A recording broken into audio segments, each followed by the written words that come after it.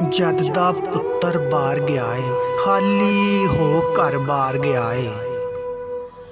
झूठे हासे हसदी पईए, मां लोकां नूं दसदी पईए। डॉलर पौंड कमांदा है सोहना, उत्थे दफ्तर जांदा है सोहना। उच्चे कोठे पा बैठियां, सोहना घर बना बैठियां।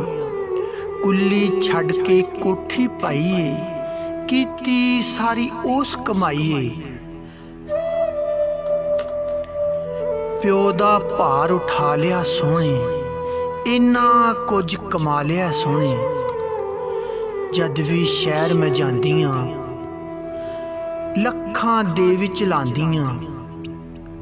हुण काहदा ए परदेस नी अड़ियो, ओ भी अपना देस नी अड़ियो।